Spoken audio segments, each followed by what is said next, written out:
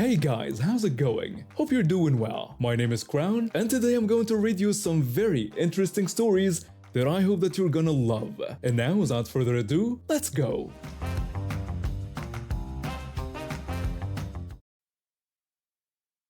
I'm an emergency medical technician working in a mid-sized town in Massachusetts.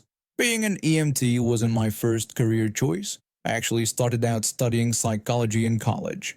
But after witnessing a terrible car accident and seeing how the first responders handled everything, I knew this was what I wanted to do with my life. The thing is, I have this speech impediment. It's been with me since I was a baby, and there's a dark story behind it that I don't usually share. Most of the time I speak normally, but sometimes my brain and mouth don't sync up. Words get stuck, I stutter, or I completely lose my train of thought. It's frustrating, but I've learned to live with it, and it's never affected my ability to do my job. My colleagues are all aware of it and have been incredibly supportive. When I first started, my field training officer pulled me aside and told me something I'll never forget. He said he had seen how I handle patients, that I was thorough, caring, and professional. He assured me that a little stutter doesn't change that, and reminded me that if anyone ever gave me grief about it, I should remember that I'm here because I earned it. Those words stuck with me, and for 3 years I never had any major issues. Until yesterday, we got a call for a man with chest pain at a local diner. Pretty routine stuff. We see several of these each shift. When we arrived, the patient was stable but needed to be transported to the hospital for further evaluation. The whole ride was smooth, his vitals were stable, and he was actually pretty chatty. At the hospital, I needed to give my report to the nurse for patient handover. The emergency department was busy, as usual, with the controlled chaos of healthcare workers moving around efficiently. I approached the nurse's station, where a nurse and doctor were discussing another patient. I politely excused myself and mentioned I had a patient handover. The nurse gestured for me to proceed. I started my report as usual, explaining the patient's condition, vital signs, and medical history. That's when it happened. My speech impediment decided to make an appearance. I struggled through describing the patient's age and symptoms, stuttering on several words and having to pause when describing the chest pain onset. The doctor waited patiently, but the nurse's face twisted into an expression of annoyance. I managed to push through most of the report despite struggling with a few more words. Just as I was finishing up, the nurse turned to the doctor and made a snide comment, asking if they even teach emergency medical technicians how to speak properly in school anymore. The doctor looked uncomfortable but stayed silent. Maybe it was because I was tired after a long shift, or maybe it was because I dealt with too many entitled people that week, but something in me snapped. I decided to tell her exactly why I speak this way. I explained that I have developmental delays that began around the time my mother tried drowning me in a bathtub when I was 6 months old. The nurse's face went pale. The doctor's jaw dropped. Several other staff members who were within earshot stopped what they were doing and stared. I added that the lack of oxygen affected my speech center, but at least I learned basic human decency somewhere along the way. The doctor immediately stepped in, telling the nurse he needed to see her in his office. When I turned to leave, the charge nurse called after me, asking me to wait and come over for a moment. I walked over, expecting some kind of reprimand for causing a scene. Instead, the charge nurse surprised me. She apologized for what had happened, stating that the behavior was completely unacceptable. She told me she would be filing a formal complaint about the incident and asked if I would be willing to provide a statement. I agreed, and she assured me that I was always welcome there and that my work was valued and appreciated. I later found out that the nurse was suspended pending an investigation and had to undergo mandatory sensitivity training. The hospital also implemented a new training program about working with healthcare providers who have various disabilities or impairments. Sometimes I wonder if I should have handled it differently, maybe just ignored her comment and walked away. But then I think about other healthcare workers who might have similar challenges, and I'm glad I spoke up. My speech impediment doesn't define me, but it is part of who I am, and I won't let anyone make me feel ashamed of it. The next day, I received a message from the doctor who witnessed everything. He praised my response, saying it was perfectly delivered. He noted that some people need a wake-up call to recognize their prejudices and that I had provided that wake-up call while remaining professional.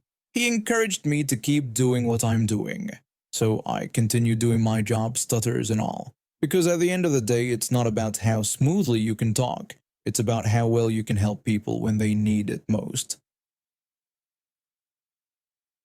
As a police officer with 15 years of experience, I've seen my fair share of crazy, but nothing quite like this. It all started when I was assigned to a joint task force tracking down a dangerous fugitive who'd escaped from state prison. The guy had been convicted of armed robbery and attempted murder, so everyone was on high alert. That morning, we got a tip that our target had been spotted heading west on the interstate. Multiple units were deployed, including our helicopter unit for aerial support. Local news stations quickly picked up on the chase, sending their own helicopters to cover the story. Pretty standard stuff in our line of work. What wasn't standard was encountering Karen and her husband in their pickup truck. They ended up right in the middle of our pursuit, but instead of pulling over like most civilians would, they started acting erratically. At first, we thought they might be accomplices of our fugitive. Me and my partner were in the lead car when we noticed the pickup truck suddenly accelerating and weaving through traffic. That's when things got weird. I radioed dispatch to report a civilian vehicle that was interfering with our pursuit, describing the red pickup and giving them the license plate number. Dispatch acknowledged and told me that additional units were on their way. Through our dash cam, we could see Karen in the passenger seat frantically waving her arms and screaming at her husband. Then, to our horror, her husband pulled out what looked like a hunting rifle and started aiming it at the media helicopter. I quickly radioed dispatch again, warning them that the suspects were armed and targeting the news helicopter. We could hear Karen screaming out their window about leaving her baby alone and that we wouldn't take him. Her husband fired 2 shots at the helicopter before we could intervene. Thankfully, he missed, but this turned our fugitive pursuit into an even more dangerous situation. Later, during questioning, we learned the full story. Karen's son had recently skipped bail on drug charges. When she saw the police chase and helicopters, she somehow convinced herself they were after her son. Instead of using basic logic or, watching the news that was literally reporting on a different fugitive, she pushed her husband into protecting their son. During the interrogation, I asked her if she really thought shooting at a helicopter was a reasonable response. She just kept insisting that the media were vultures who had been harassing her good kid who had just made some mistakes. When I pointed out that her son wasn't even in the area and we were chasing a completely different person, she got defensive and claimed we were always targeting innocent people. Her husband tried to explain that he had attempted to reason with her, but she cut him off mid-sentence, demanding a lawyer and accusing us of police harassment. The whole situation derailed our original pursuit. The good news? While we were dealing with Karen and her husband, other units managed to catch our actual fugitive when he ran out of gas a few miles ahead. Karen and her husband both got arrested. He was charged with attempted murder, reckless endangerment, and illegal discharge of a firearm. Karen was charged as an accomplice since she was clearly the one who incited the whole thing. The helicopter crew pressed additional charges. During their arraignment, we discovered that her innocent son had actually turned himself in the previous day, realizing he couldn't keep running. He was in custody the entire time Karen was trying to protect him. When he found out what his mother did, he requested a restraining order against her, saying her enabling behavior had contributed to his problems for years. Karen had a complete meltdown in court when her son's restraining order was granted. She started screaming about ungrateful children and how she'd sacrificed everything for him. The judge held her in contempt, adding another charge to her growing list. They both ended up taking plea deals. Her husband got 15 years and Karen got 12. Their sentencing hearing was satisfying because the judge didn't buy any of Karen's excuses about maternal instinct or protecting her baby. He specifically cited her history of enabling her son's criminal behavior and her complete disregard for public safety. And last I heard, her son completed a drug rehabilitation program in prison and is working with counselors to deal with the effects of growing up with such a controlling and enabling mother. I've been working as a computer technician for about 3 years now. Building my business from scratch after graduating with my information technology degree. Most of my clients come through word-of-mouth recommendations, and I pride myself on providing quality service at reasonable rates. I mainly work in the downtown area, but occasionally I'll take jobs in the suburbs if my schedule allows it. One evening, just as I was wrapping up dinner, I got a call from a potential client. The woman sounded distressed, claiming her computer had suddenly stopped working and she desperately needed help. Despite the late hour and the fact that she lived quite far from my usual service area, I agreed to take a look the next day. When I arrived at her house, a massive Victorian-style home in an upscale neighborhood, I immediately noticed something was off about her demeanor. She opened the door with a scowl that seemed permanently etched on her face. I greeted her and explained I was there about the computer issues. She responded with a curt comment about how I'd finally arrived and told me to come in, directing me to her home office. When we walked to her office, she started complaining about her previous service providers. She went on about how her last plumber was completely incompetent, and then launched into a rant about house cleaners, mentioning she'd gone through 7 of them this year alone. She finished by complaining that nobody knows how to do their job properly anymore. I should have seen these red flags waving in my face, but I was still relatively new to running my own business and needed the experience. The computer situation turned out to be a completely failed hard drive. Thankfully, she had some backups from about a year ago, but getting information about her previous setup was like pulling teeth. When I asked about her Windows version, she vaguely replied that it was the normal one that everyone uses. I tried showing her images of different versions, but she dismissed them all, insisting hers looked different and better. This went on for hours. Every question was met with vague answers or outright hostility.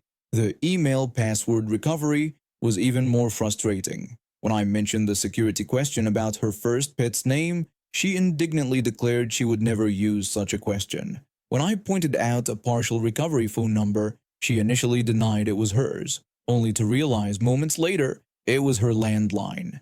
She spent 10 minutes insisting she hadn't written down her password anywhere, before suddenly producing a small notebook. She claimed the password written there couldn't be her email password, but of course, it was exactly right. I spent nearly 6 hours setting up her computer with the latest software, organizing her recovered files, and making everything as user-friendly as possible. I only charged her for 2 hours because I felt bad about how long it took, even though most of that time was spent dealing with her inability to provide basic information. The next few days were hell. She called constantly with ridiculous complaints.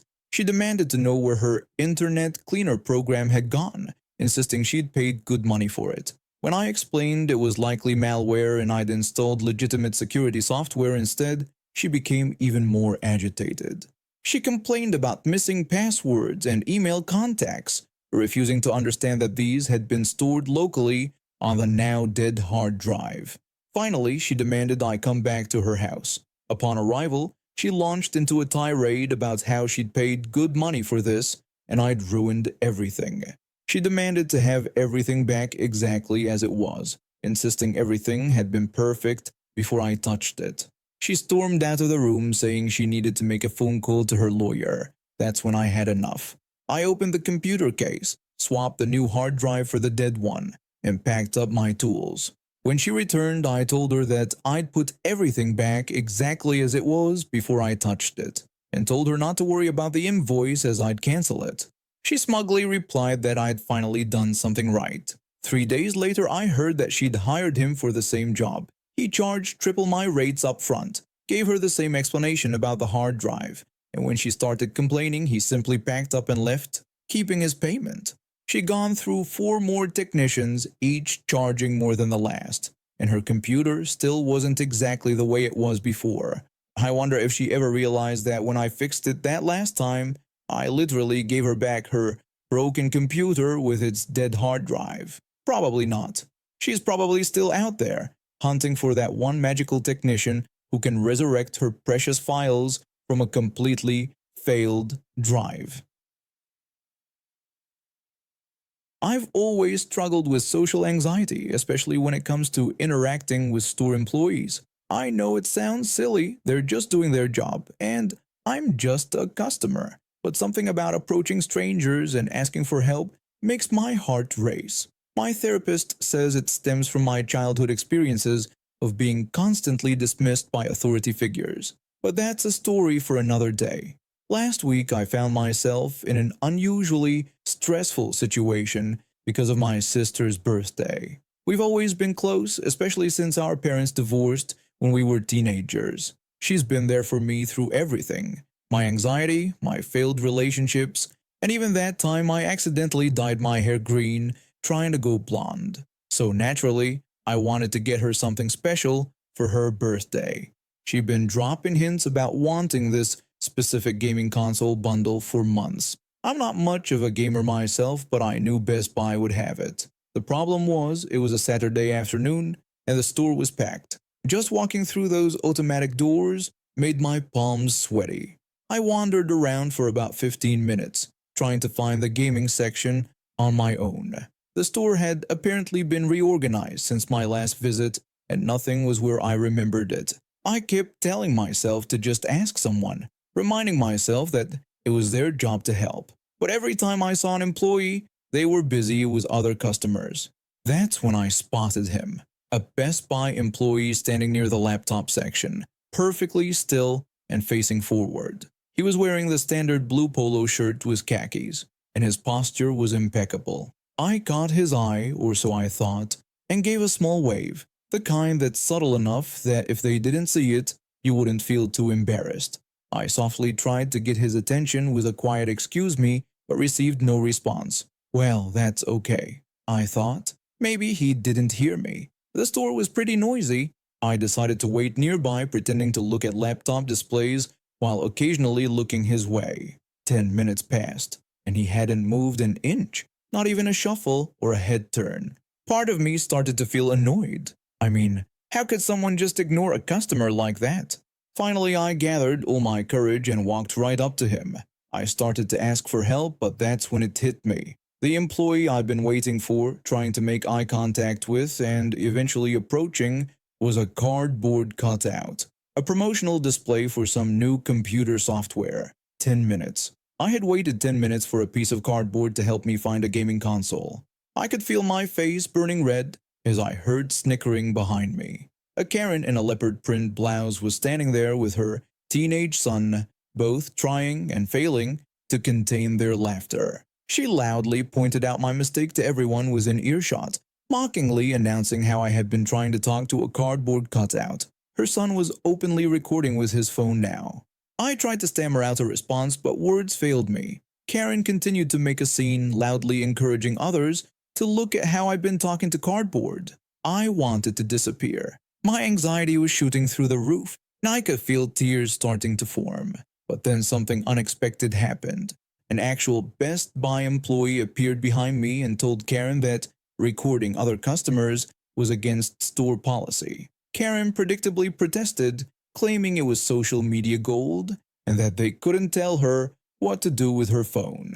The employee explained that since they were on private property, they absolutely could enforce such policies, and gave her the choice to either delete the video or leave the store. Karen tried to pull rank, bragging about how much money she spent at the store, but the employee stood his ground. When a second employee joined us, Karen finally gave in. She deleted the video, though not without muttering threats about contacting corporate as she stormed off with her son in tow.